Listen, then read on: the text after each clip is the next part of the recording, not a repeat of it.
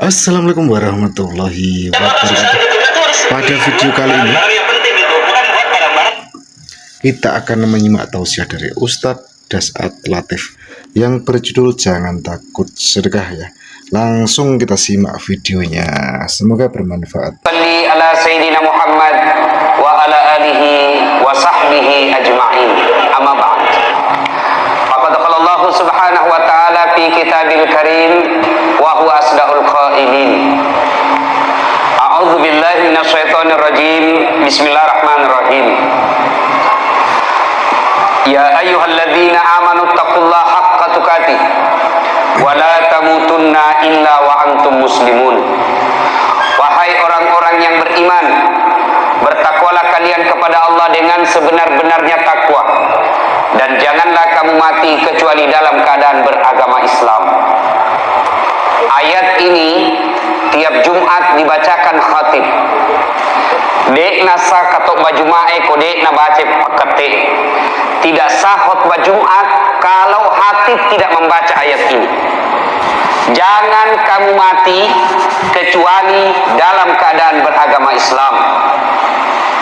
Ayat ini seolah-olah mengingatkan kepada kita, wahai Dasat, kau lahir dalam keadaan agama Islam, kau hitan dalam keadaan Islam, kau nikah pakai tradisi Islam, kau nikah pakai syariat Islam, tapi belum tentu kau mati dalam keadaan Islam. Allah ingin ingatkan kepada kita, hati-hati kalian orang Islam, kamu mengaku Islam tapi belum tentu matimu Islam. Insya Allah kita tidak akan mati dalam keadaan berzina. Insya Allah kita tidak akan mati dalam keadaan berjudi. Lagi sambung ayam tiba-tiba ada penggerebekan, ditembak sama polisi, kakinya ditembak, kepalanya kena. Insya Allah kita tidak akan mati dalam keadaan mencuri.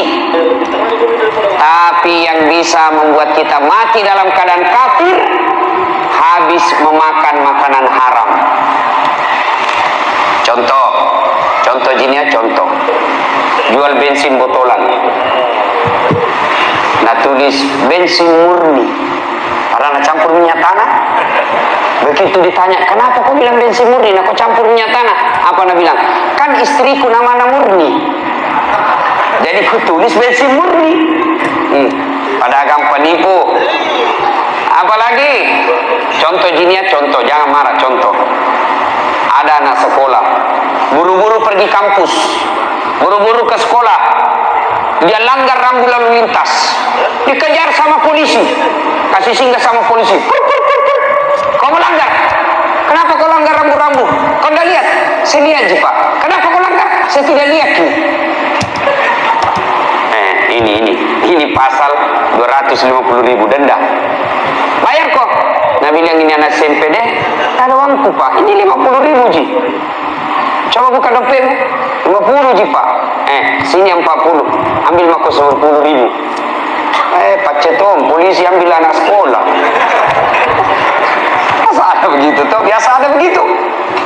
Sudah, dia pergi makan coto lah dari uang itu tadi yang rahasia di jalan. Pas keluar makan coto, disambar kena sempoyongan. Kenapa? Dia makan coto 248, 2 mangkok coto 48 ketupat. Kenapa? Ketupat ada gratis.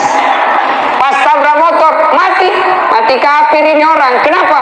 Ada barang haram dalam perutnya. Siapa lagi? Contoh jinya, contoh ji. Jangan marah, contoh. Anak muda, anak gaul, beli lempox. Pernah saya baca di koran. Ada juga saya beredar di medsos, di Berau. Didapat itu anak sekolah sama pox. Lempox, nah campur lentikus. Ilah, dongo nutu. Kenapa lempor? Sedikit lagi dah campur lem Korea, campur mako lem Korea dan tidak bisa membuka bibirmu.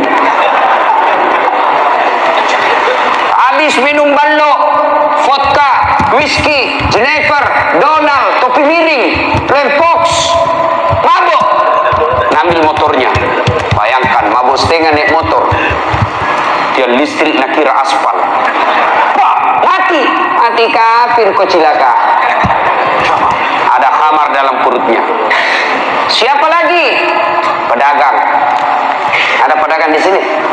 Ada. Penjual kain atau penjual ikan. Asli gini anu, oh asli. Berapa harganya? 100.000 deh, kurang-kurangi. Itu lagi 100.000 aku kasih kau modal karena sama-sama ke orang Bugis. Padahal sudah ada untungnya 30.000, dia bilang modal. Begitu dia bilang modal pada sudah ada untung, 30.000-nya akan riba, menipu pembeli, haram. Maka hati-hati kita yang suka makan barang haram. Itulah sebabnya Allah selalu ingatkan kita, wala tamutunna, dan jangan kamu mati illa kecuali wa antum muslimun, dalam keadaan beragama Islam. Waqala idzan, Allah kemudian berfirman, bismillahirrahmanirrahim, ya ayyuhalladzina amanu dukhulu fis-silmi kaffatan wa la tattabi'u khutuwatis syaitan innahu lakum adu mubin. Wahai orang-orang yang beriman, masuklah engkau ke dalam Islam secara sempurna. Jangan Islam pencitraan, jangan Islam karena mobil caleg. Hati-hati, banyak sekarang caleg penampilan langsung kala-kala ustaz. Songkoknya rapi, pakai gamis, pakai serban, pegang tasbih, pasang foto, kalah penampilan ustaz. Begitu disuruh mengaji tidak nak tahu. Ini Islam pencitraan. Kata Allah, jangan kau Islam seperti itu. Wala tattabi'u khutuwatis syaitan, dan janganlah engkau ikuti langkah-langkah setan, karena sesungguhnya setan itu musuh yang nyata bagi kalian. Ibu bapak, saya tanya ibu-ibu, ini yang di belakang ibu-ibu, kira-kira di masjid ini ada setan apa enggak nih? Ada setan apa tidak ibu? Bapak-bapak, ada setan? Ada. Setannya bukan pocong, bukan uka-uka, bukan popo, bukan parakan. Tapi apa setan yang ada di tengah-tengah kita? Bentuknya handphone. Apa ibu? Apa? Handphone. Oh, Ustaz sudah menceramah, masuk ke GC. Setan itu HP-mu bos. Simpan dulu itu HP, simpan dulu. Kita dengar ceramah dulu. Simpan dulu. Selama kau pegang dan kau lihat terus, tiba-tiba masuk WhatsApp, balas lagi. Tidak dengar ceramah. Ada lebih parah, saya lagi ceramah, tiba-tiba ada ibu-ibu balik ke belakang. Kenapa ibu nak balik ke ini? Ambil HP-nya, selfie. Baru nak tulis latar belakang dasat latif. Saya nak jadikan background. Ibu-ibu kajili-jili. Simpan dulu HP tadi, kita dengar ceramah dulu dik. Kita dengar ceramah dulu. Ini ada tuh itu pura-pura mesotin. Padahal hatinya lihat kowe HP baru. Bapak saudara-saudara sekalian ya. Wa qala idzan, Allah kemudian berfirman, bismillahirrahmanirrahim. Innallaha wa malaikatahu yusalluna 'alan nabi. Ya ayyuhalladzina amanu sallu 'alaihi wa sallimu taslima. Sesungguhnya Allah dan para malaikatnya bersalawat kepada Rasulullah Muhammad sallallahu alaihi wasallam, maka wahai orang-orang yang beriman, bersalawatlah kalian kepada Rasulullah dengan sebaik-baik salawat. Sadaqallahul azim, maha benar Allah dengan segala firman-Nya. Sallallahu ala Muhammad sallallahu alaihi wasallam. Sallallahu ala Muhammad sallallahu alaihi wasallam. Saya biasa kalau salawat kayak begini di Sulawesi, jamaah semua ikut. Di sini nak lihat-lihat tiga. Asal kapal wakilong ini. Ayo, sallallahu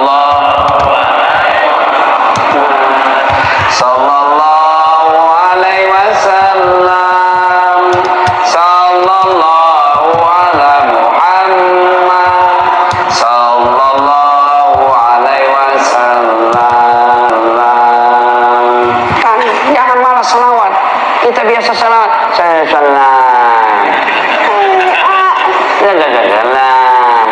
Pada cing capo.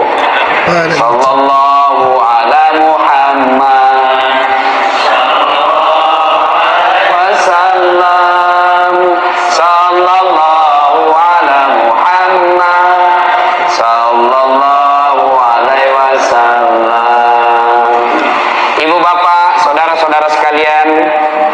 insya Allah dimuliakan dan dirahmati oleh Allah Subhanahu wa Ta'ala. Suatu ketika di Madinah sangat panas. Begitu panasnya, tidak ada orang yang keluar dari rumahnya. Cokong asing nih, sembunyi semua di rumah. Kenapa? Takut dengan sengatan matahari. Dalam keadaan panas itu, tiba-tiba keluar rumah seorang manusia, berlari-lari kecil, lari dia. Kenapa? Takut kena matahari. Menuju ke masjid. Siapa dia? Tak lain adalah Abu Bakar Siddiq. Datang ke masjid. Selang beberapa saat, keluar rumah lagi seorang manusia, juga berlari-lari kecil. Kenapa? Dia takut sengatan matahari, maka dia lari supaya tidak lama kena matahari. Lari kemana? Juga ke masjid. Tak lain adalah Umar bin Khattab. Sampai di masjid, Umar berkata, "Assalamualaikum warahmatullahi wabarakatuh ya Abu Bakar." Abu Bakar menjawab, "Waalaikumsalam warahmatullahi wabarakatuh ya Umar." Umar bertanya, Abu Bakar, siang-siang begini tidak biasanya kau di masjid. Kenapa kau ada di masjid ini? Abu Bakar berkata, saya lapar di rumah, saya panas di rumah, maka saya datang di masjid. Daripada saya cuma lapar dan panas di rumah, mending saya datang di masjid, lapar, panas, dapat pahala. Begitu? Iya. Lalu Abu Bakar balik bertanya, kau juga Umar? Kenapa kau ada di masjid? Tidak biasanya siang-siang begini kau di masjid. Ada apa gerangan? Umar menjawab, sama dong. Saya juga panas kak. Aduh kutoka, maka saya datang di sini. Akhirnya dua manusia pilihan ini, Abu Bakar Siddiq, Umar bin Khattab, melanjutkan zikirnya di masjid. Selang beberapa saat, keluar rumah seorang manusia, tidak lari, dia jalan santai saja. Kemana beliau jalan, di situ ada awan melindunginya. Beliau ke kanan, awan juga ke kanan. Beliau ke kiri, awan juga ke kiri. Tidak pernah disentuh matahari secara langsung. Kenapa? Allah melindunginya dari sengatan matahari melalui awan.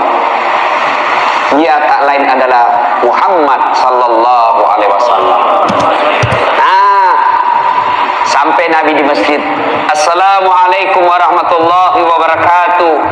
Wahai saudaraku, ini salamnya orang Islam, salam yang sempurna, ikhlas, sempurnakan ucapannya. Biasanya kita orang Islam, salamnya tidak ikhlas, tidak sempurna. Apa Jina bilang? Assalamualaikum, salam. Kalau kita terima telepon, salam, magako, ya salam.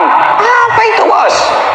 Perjelas, Assalamualaikum warahmatullahi wabarakatuh. Itu salam yang betul. Biasanya kita, ada malah mahasiswaku yang bilang saja, Ustaz, Assalamualaikum. Masa gitu Assalamualaikum? Assalamualaikum. Nah, kayak tumis semes. Ada juga yang lebih parah, nah bilang saja aswabar. Apa lagi itu aswabar? Assalamualaikum warahmatullahi wabarakatuh. Jangan, sempurnakan salam kita. Assalamualaikum, semoga keselamatan bagimu. Warahmatullahi, rahmat Allah menyertaimu. Wabarakatuh, berkah Allah meliputimu. 3 doa di dalamnya. Jangan makin ganti-ganti. Selamat siang, selamat malam. Malah yang bingung antara siang dan malam. Akhirnya apa Nabi bilang? Selamat siang menjelang malam. Apa itu? Bikin bingung. Bapak tahu enggak itu artinya kalau saya bilang selamat siang? Tahu artinya? Pak, selamat siang. Tahu artinya itu? Saya doakan ki selamat siang ini, soal malam natabrak beca urusanmu. Itu namanya selamat siang. Tidak usah. Maka Bapak Ibu saudara-saudara sekalian, soal salam. Suatu ketika Nabi lagi duduk-duduk, ada sahabat yang datang mengucapkan Assalamualaikum. Nabi menjawabnya, Waalaikumsalam warahmatullah. Nabi lalu berkata, pahalanya 10. Karena dia bilang saja Assalamualaikum. Datang lagi sahabat lebih panjang, Assalamualaikum warahmatullah. Nabi menjawab, pahalanya 20. Datang yang ketiga, Assalamualaikum warahmatullahi wabarakatuh. Nabi menjelaskan, pahalanya 30. Artinya apa? Kalau Bapak tidak bisa memperbanyak amal dengan ibadah-ibadah sunnah, maka perbanyak amal dengan menyempurnakan salam. Assalamualaikum warahmatullahi wabarakatuh. Sudah. Nabi tanya ini 3 orang. 2 orang. Umar, Abu Bakar, kenapa kau ada di masjid siang-siang begini? Umar menjawab, manuku ki Nabi. kami ini, makanya kami datang di sini. Umar lalu bertanya, Anda kenapa juga ada di sini? Dia bilang, Singkamale, Mbak Ji. Sama Ji. Banyak orang Bugis di sini. Banyak. Luar biasa ini orang Bugis. Kemana-mana saya ketemu. Kemarin saya di Bontang banyak juga orang Bugis. Samarinda seberang banyak orang Bugis. Saya pergi biduk-biduk, bahasa Bugis di sana. Saya pergi Malaysia, Sabah, Sarawak, banyak juga orang Bugis. Begitu saya masuk penjara, banyak juga orang Bugis.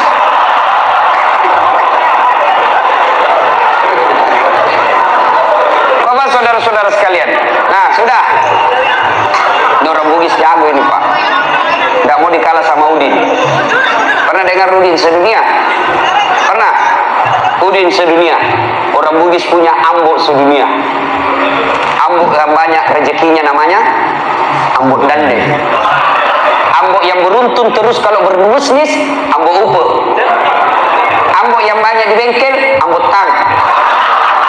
Ambok yang tidak pernah lolos, ambok saka.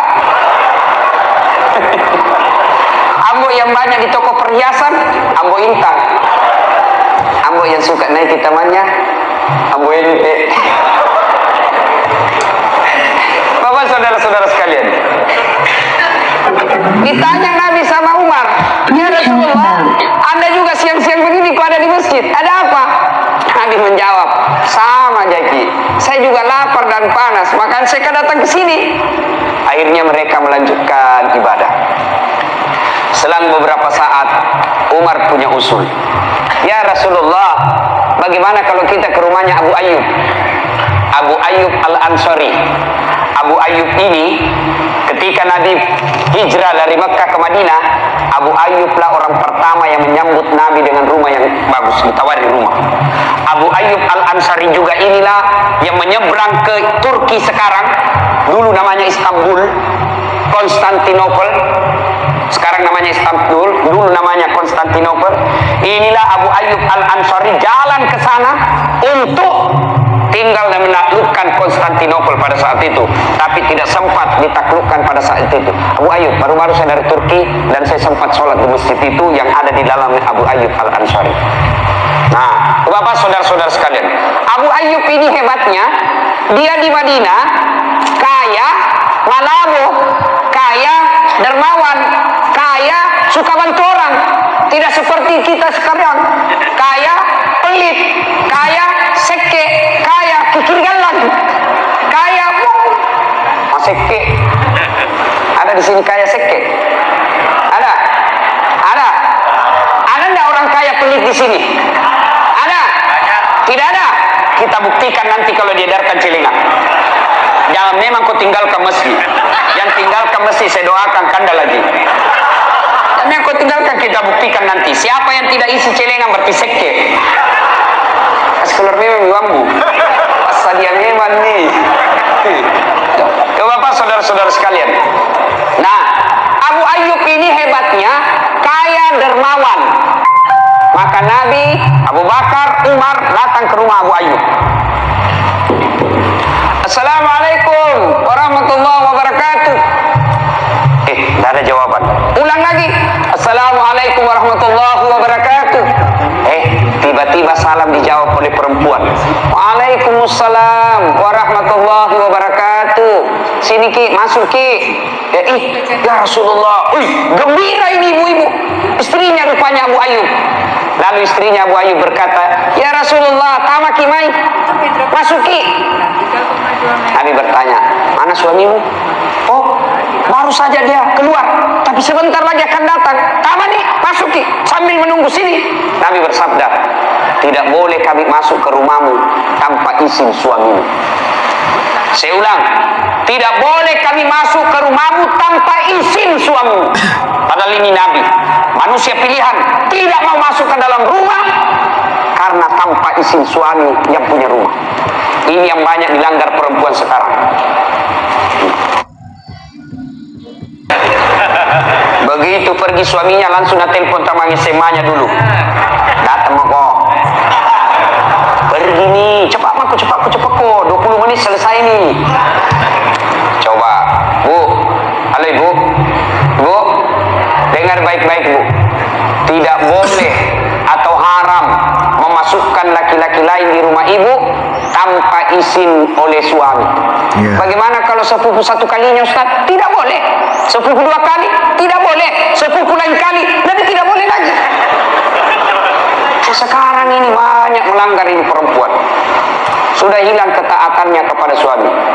Ini khusus ini sebab ini ibu. Halo ibu-ibu.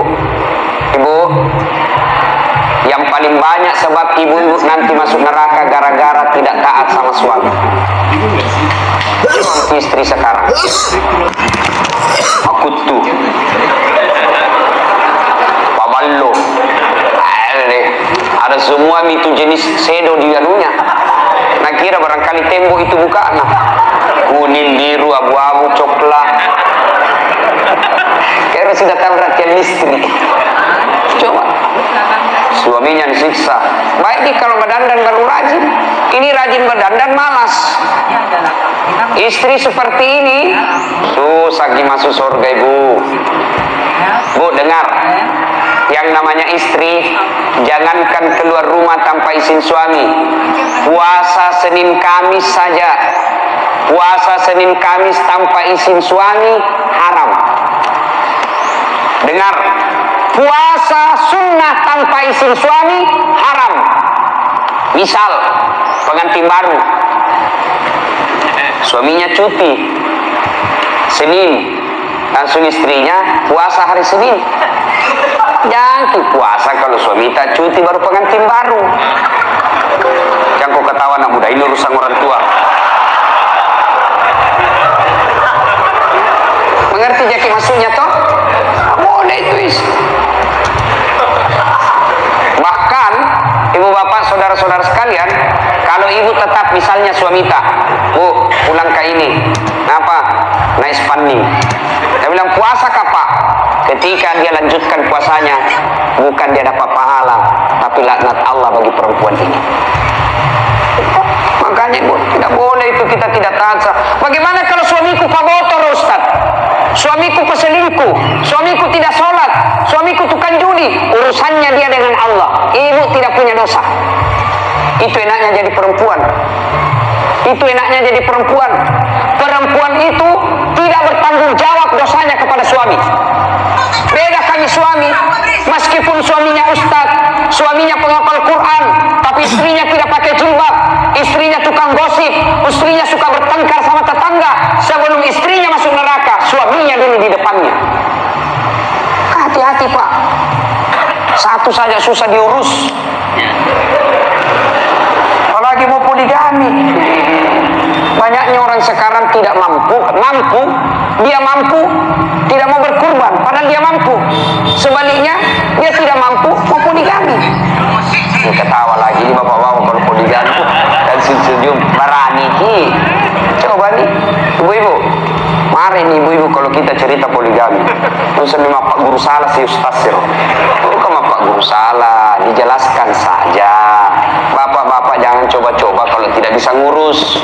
Satu saja itu tanggung jawabnya di akhirat luar biasa. Apalagi kalau mau keempat. Yang ketawa. Nah ibu bapak saudara-saudara sekalian yang saya hormati ya. Kembali tadi. Ketaatan kepada suami. Ibu-ibu zaman sekarang saya heran kalau masih ada yang malas. Bandingkan ibu-ibu zaman dulu. Itu ibu-ibu zaman dulu kasihan luar biasa. Masaknya pakai kayu. Sekarang kita tinggal pakai gas. Lampunya samperong. Ini anak-anak milenial tidak tahu gini. Itu yang lampu dikasih masuk baru ada kaca-kacanya. Dipakai belajar. Pas selesai belajar ada semua itu ada asap di sini dulu Pak. Ini dapat semua dulu itu. Dulu. Nah bapak saudara-saudara sekalian. Nah akhirnya istri Abu Ayyub ini berkata, saja nih laki-laki siapa yang kasih. Beberapa saat kemudian datang betul Abu Ayyub. Assalamualaikum warahmatullahi wabarakatuh Abu Ayyub. Oh gembira Abu Ayyub. Alhamdulillah barakah. Didatangi ulama, didatangi Nabi, didatangi sahabat Nabi. Ini luar biasa berkah bagi kami. Begini orang Islam, didatangi ulama, didatangi alim, didatangi orang baik agamanya senang. Biasanya kita kalau datang imam dari mata, senang apa tidak? Kalau datang pengurus masjid ke rumah tak senang apa tidak? Bengkok mukanya, apalagi kalau bawa mimap. Sumbangnya sih. Itu Rasulullah. Abu Ayyub didatangi oleh Nabi, gembira betul. Ini orang Islam, senang memuliakan ulama. Kita biasa kalau ulama kita tidak muliakan. Kita lebih hormat sama artis daripada ulama. Kalau artis dia hormati, kalau bupati dia hormati, dia cium tangannya itu bupati, padahal baru 10 menit yang lalu tanda tangan korupsi. Kita cium lagi tangannya, bakainan hormati bupati, Pak Camai. Tapi kalau ulama dia tidak hormati, padahal tidak ada mengatakan bupati pewaris para nabi, tidak ada itu. Ulama, al-ulama'u warisatul anbiya. Ulama adalah pewaris para nabi. Termasuk itu imam-imam masjid. Kalau artis kita undang, Masya Allah, kasih pesawat, bisnis kelas, dijemput pakai mobil poreder, ada tentara polisi mengawal, kasih hotel bintang 5, bulan ceramah kasih 100 juta, sampai di Jakarta dia pakai berzina. Sekalinya Pak Imam kita butuhkan, nah kiringan nyoje. Jemput Imam kasihan naik di ojek. Tidak ada lagi stang kaki naik ke ojek. Tak gantung-gantung di kaki di belakang. Hujan lagi, satu mantel diduai. Beginilah kita sampai bidek cek depis tas cek depis. Sampai lagi di rumah tidak ada kipas. Kepanasan lagi busa-busa kalepak mabar lagi. Sallallahu alaihi wasallam. Busa-busa kalepak. Begitu selesai mau pulang, ma ilaha illallah. Apa? Nak kasih 25.000. Bonyo-bonyo. 25.000 1 jam barasanji. Nah lihat suaminya ya. Kenapa nak 25.000 kau kasih itu Pak Imam? Apa nak bilang istrinya? Tambahin jalan kota di situ 5. Bagaimana nak kamu belajar agama kalau nak lihat begitu? Kamu ke sekolah Ustaz. Lihat ke itu jalan kota jina bawa pulang. Enggak tahu serius orang ini bos. Yang lebih parah lagi tuh kadang-kala itu sampai kitab ceramah apa di dalam dompet susunan acara. Panitia salah memberi amplop. Ya. Bapak saudara-saudara sekalian, ya sudah. Abu Ayyub begitu senang sekali, kata Umar. Abu Ayyub, kami lapar ini di rumah. Makanya kami datang ke rumahmu. Kamu kan orang kaya. Maka kami datang di sini. Mudah-mudahan ada yang bisa dimakan. Abu Ayyub senang. Dia bilang, tenang maki pale ya Rasul. Sudah diolok. Tunggu mi. Abu Ayyub kemudian ke kebunnya. Kebun kurma. Dia potong itu kebun kurma, Pak. Nah bawa sama pohonnya. Bawa sama pohonnya. Ditegur sama Nabi. Abu Ayyub, nah buahnya mau dimakan. Kenapa kau bawa satu pohon? Dia bilang, saya bawakan ke satu pohon supaya kita pilih mana yang kita suka. Ini ada di semua, ada yang muda, ada yang masa, ada yang mengkal. Tapi lebawan nih, kayak kata Puji. Subhanallah. Tidak cukup sampai di situ. Abu Ayyub mengambil kambingnya yang paling bagus, lalu dia potong kambing yang paling bagus. Jadi kalau mau bersedekah yang paling bagus kita kasih orang Pak. Biasanya kalau ibu-ibu yang jelek, kopi basi nak kiringan Ustaz. Nah, ada kue itu di kulkas, daripada basi bawakan itu ke Imam. Oh basi baru diingat ke Imam kasih. Sekali-kali bikinkan kue kasih untuk Imam, Pukate, Pubinala, Pak Ustadz, guru ngaji, hatib, bawakan kue yang paling baik. Itu yang membuka rezeki kita. Nah sudah, tidak cukup sampai situ, dia sembelih kambingnya Abu Ayyub. Sebagian dagingnya disate, dibakar. Sebagian dagingnya lagi dikari. Lalu beliau makan itu daging, dikasihnya pula roti, dikasihnya pula kurma. Nabi makan. Ketika Nabi makan, tiba-tiba Nabi bersabda, Abu Ayyub, tolong kasihkan dulu piring. Untuk apa? Bawakan kasihan anakku Fatimah. Sudah lama kasihan tidak makan enak itu anakku. Bawakan sebagian ke rumah. Masya Allah. Ini suami yang baik. Makan enak di luar, tidak lupa anak dan istri. Bisa begitu Pak. Biasanya kita pura-pura lapar kalau sampai di rumah. Suruh makan sama istrinya. Oh, kenyang jak sedikit ini sayang. Kenapa? Nah traktir kak tadi temanku makan. Padahal dia traktir temannya. Makan suami yang baik, makan enak, dia tetap ingat anak istrinya di rumah. Itu Abu Ayyub, Rasulullah. Sudah, Nabi makan. Begitu Nabi makan, diambil daging, diambil roti, diambil kurma, lalu diangkat. Ya kira-kira seperti ini.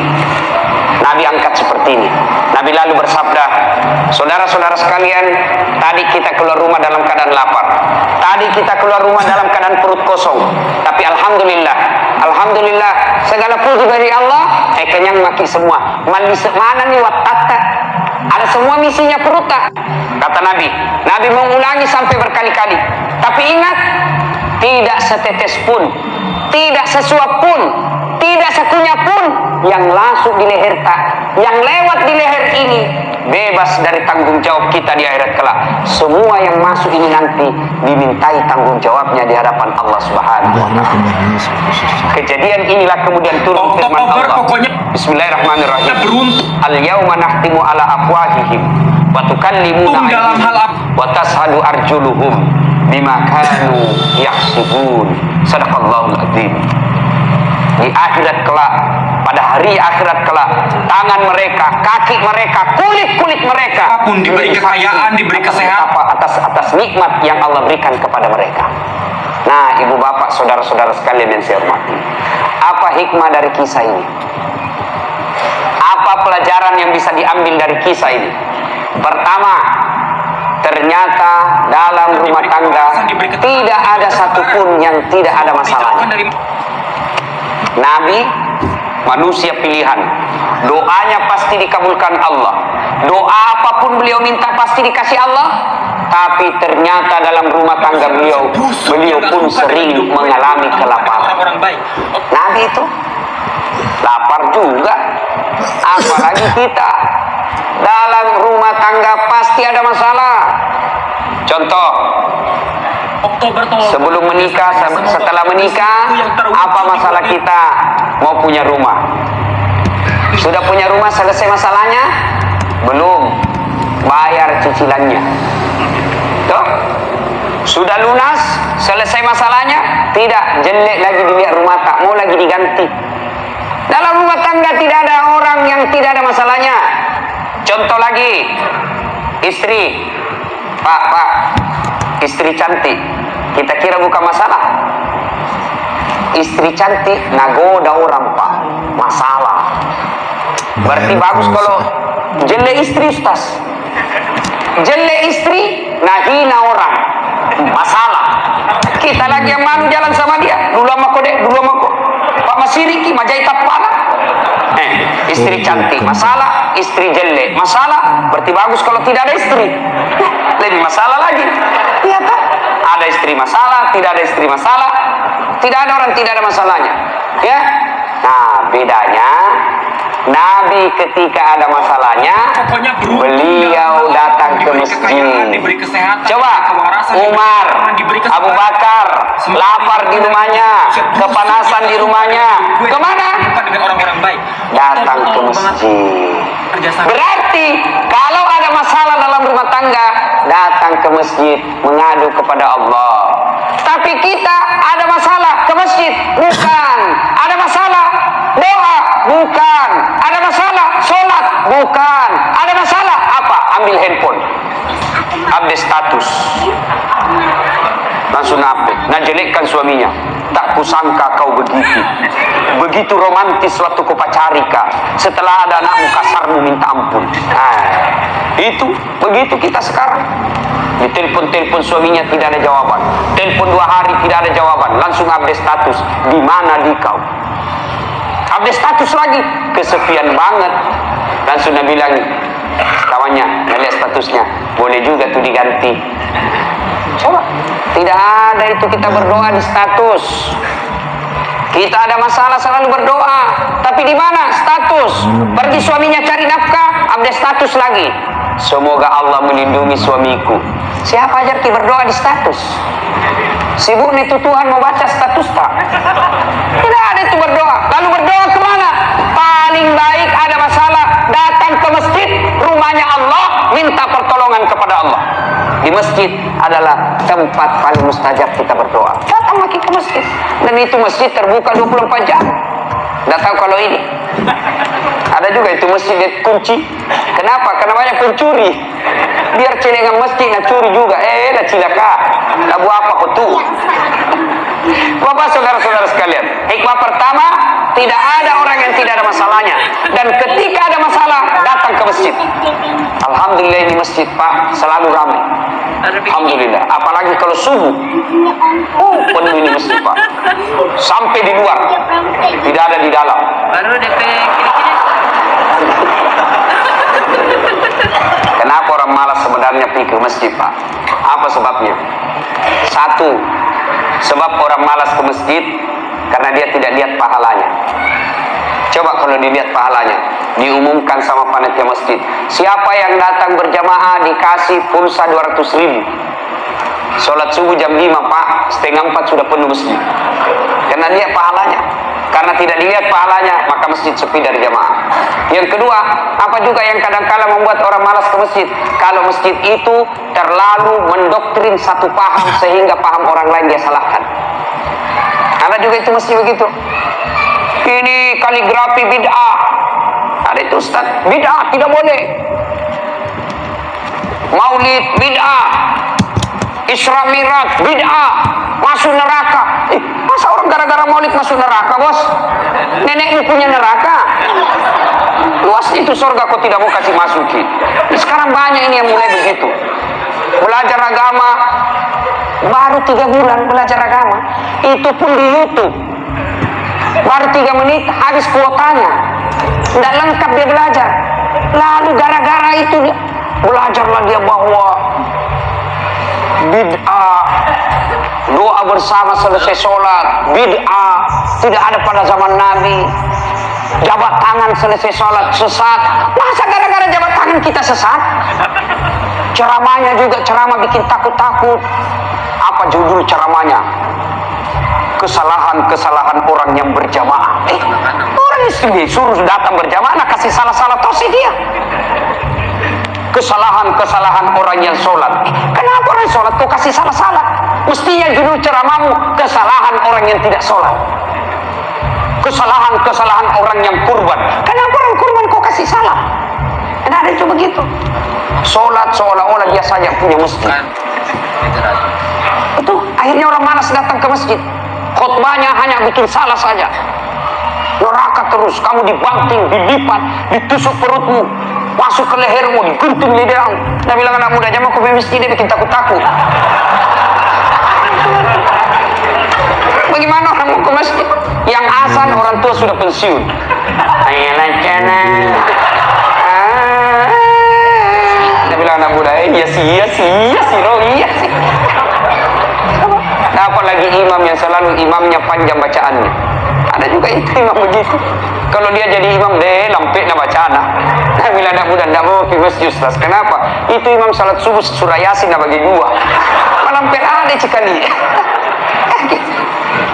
Nah, ada masalah datang ke masjid. Berdoa ke dalam masjid, minta kepada Allah. Rasulullah ada masalah, dia datang ke masjid. Berikutnya, hikmah yang kedua dari kisah ini. Ternyata Bapak Ibu saudara-saudara sekalian, salah satu yang sering membuat kita berjaya, hebat, kuat adalah persaudaraan.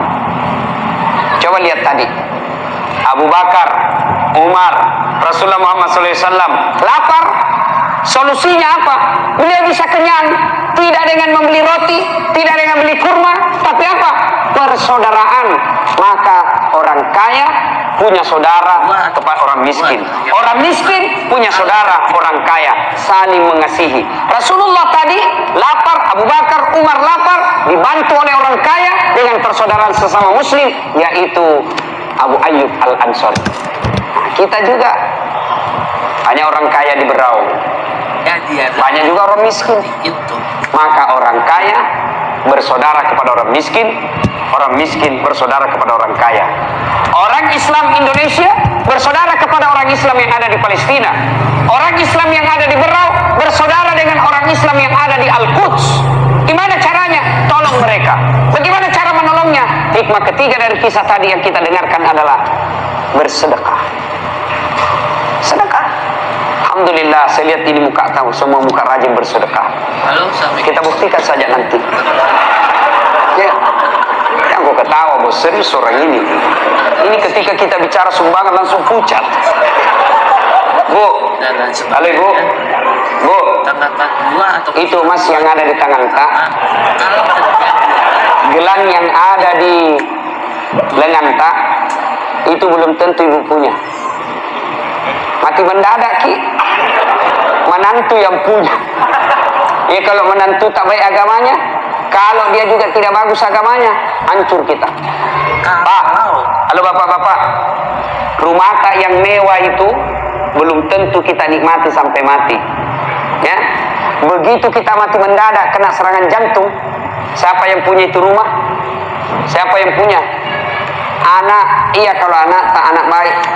kerja Anak tak bagus, anak tak baik agamanya, tapi istrinya panrasu-rasu. Baru suami, baru anak tak takut sama istrinya. Coba, bersedekahlah. Tidak ada orang bangkrut gara-gara sedekah.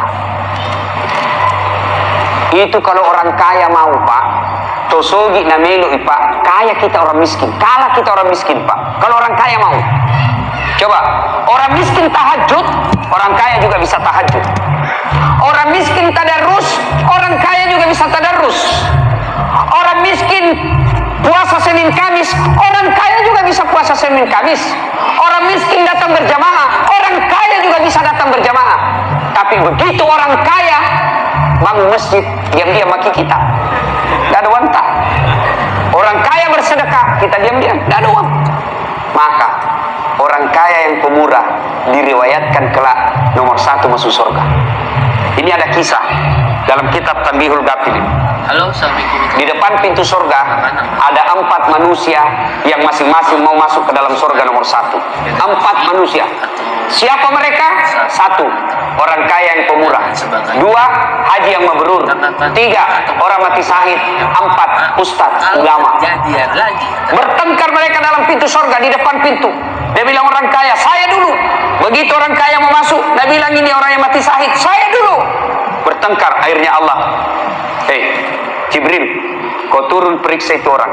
Kenapa dia mau masing-masing nomor 1 masuk ke dalam surga? Turun Jibril, perintah periksa satu-satu.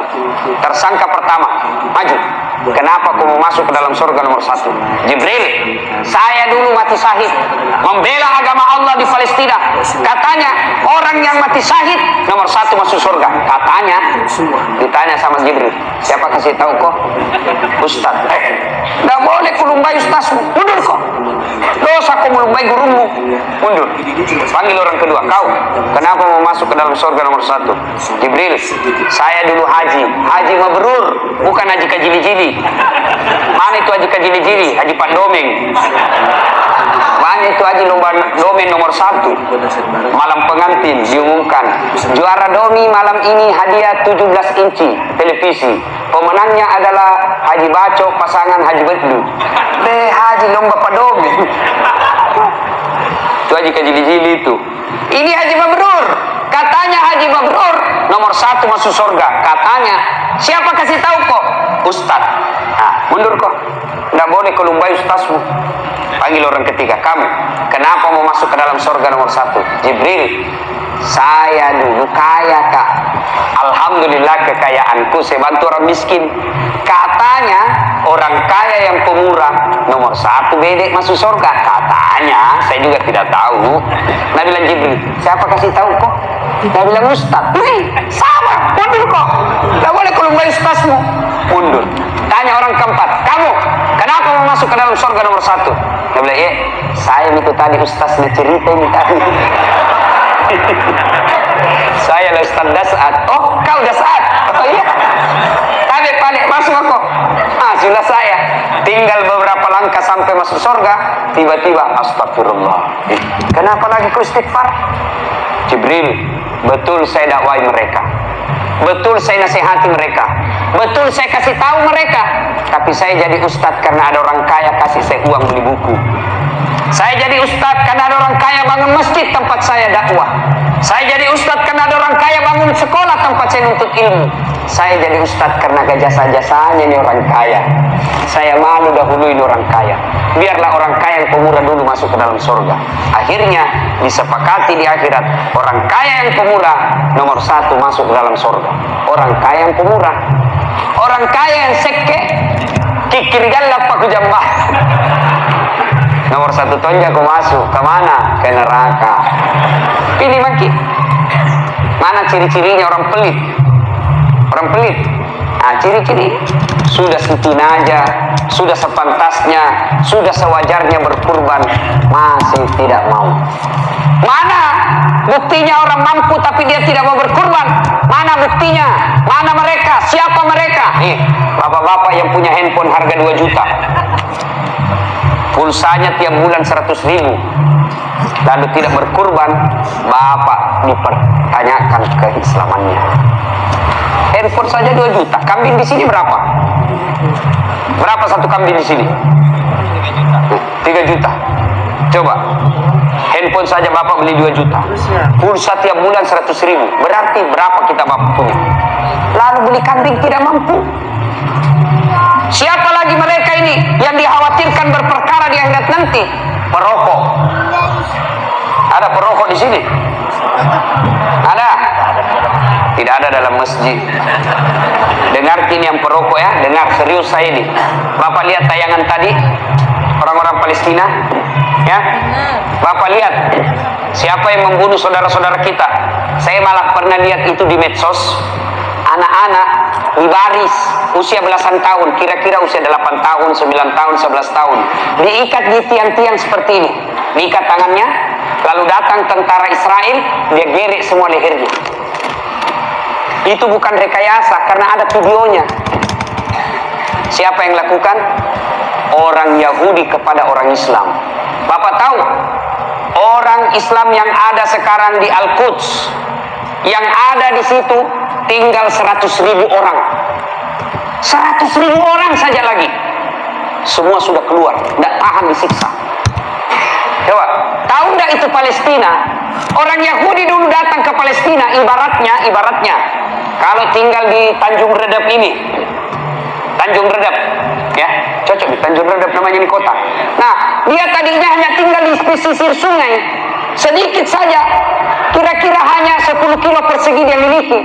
Lambat laun menjadi 50 kilo, menjadi 100 kilo. Akhirnya apa? Lebih banyak sekarang wilayahnya orang Yahudi daripada orang Islam. Dan apa hubungannya sama rokok? Bapak tahu yang punya rokok?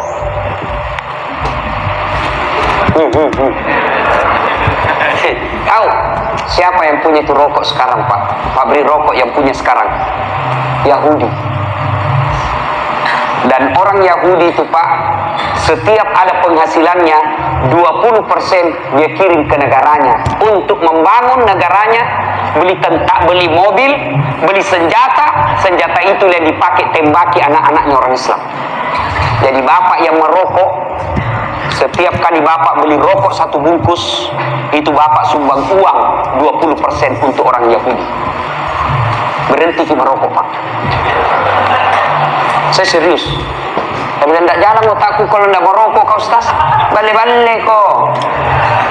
Buktinya Ramadan jalan di otak tak. Tidak merokok kalau siang. Bagus gitu rokok sebenarnya Ustaz. Cocok. Saya sangat setuju itu rokok, Pak, tidak merusak.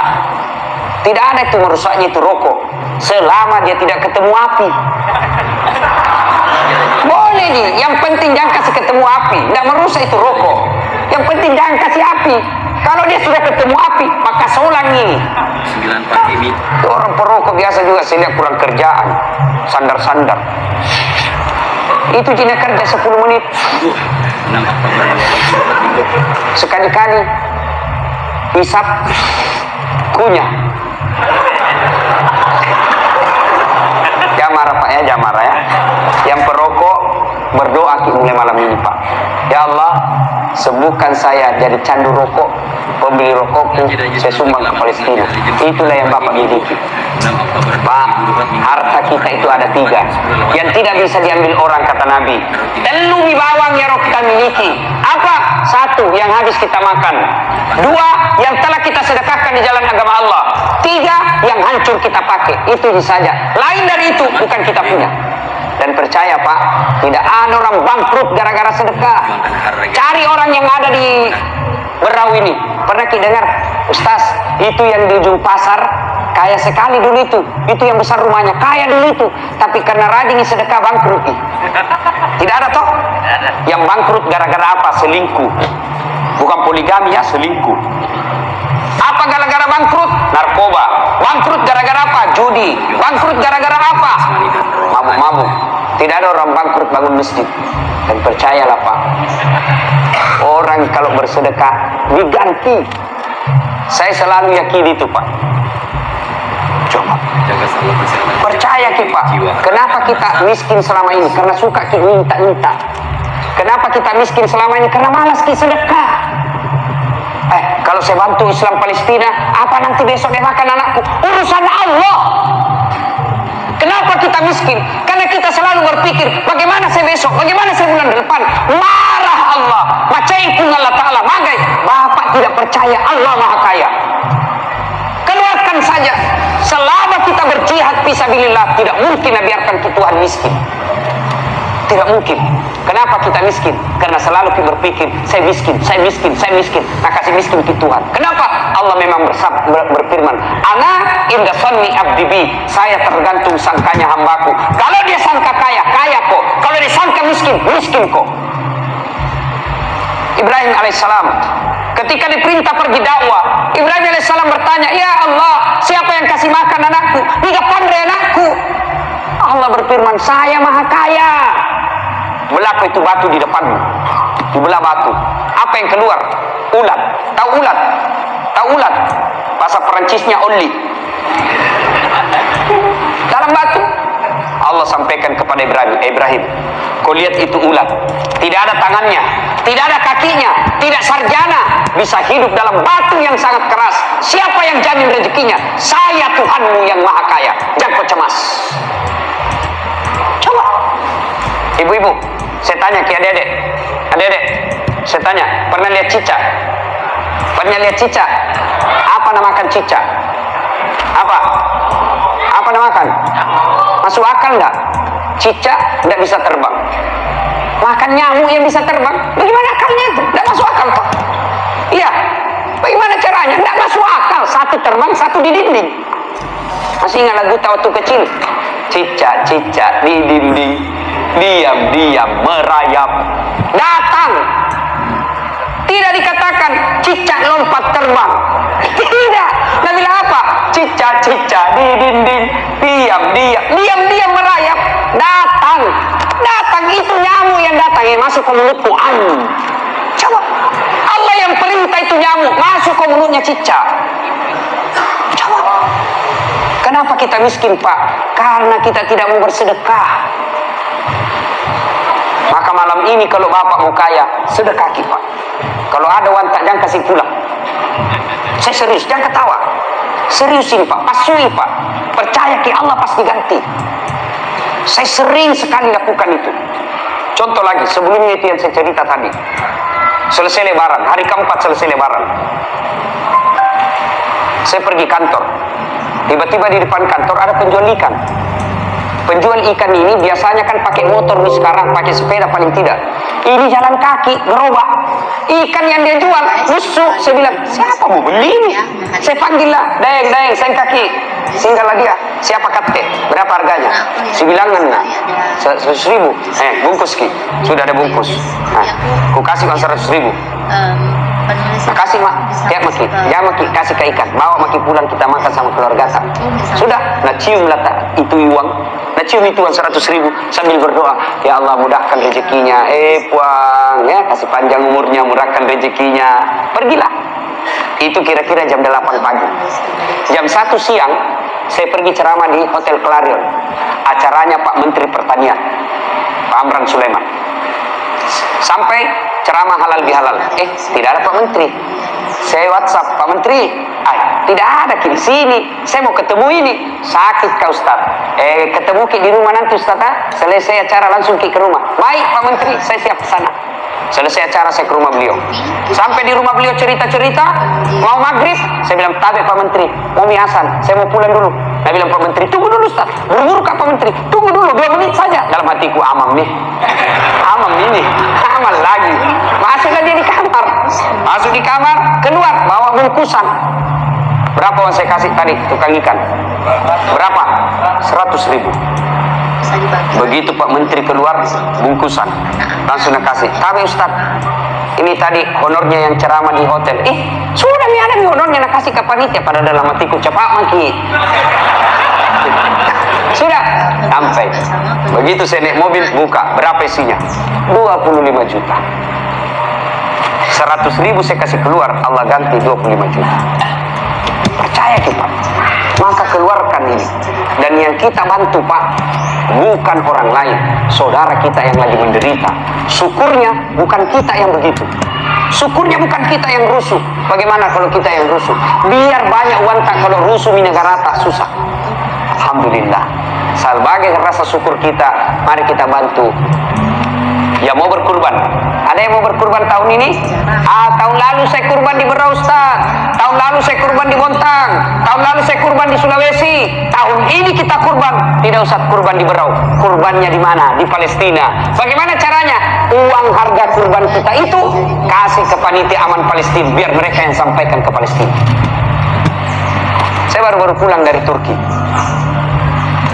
Seminar tentang membicarakan pembebasan Al-Quds. Salah satu cara membantu mereka butuh bantuan kita. Selain doa, juga mereka butuhkan uluran tangan. Adik-adik mau 50.000, 100.000, itu sudah bantuan. Dan Allah pasti ganti. Percaya, tidak ada orang yang bersedekah sengsara hidupnya. Oke ya, itu tadi sudah kita simak tausiah dari Ustadz Dasat Latif. Semoga bermanfaat. Akhirul kata, assalamualaikum warahmatullahi wabarakatuh. Dia komikus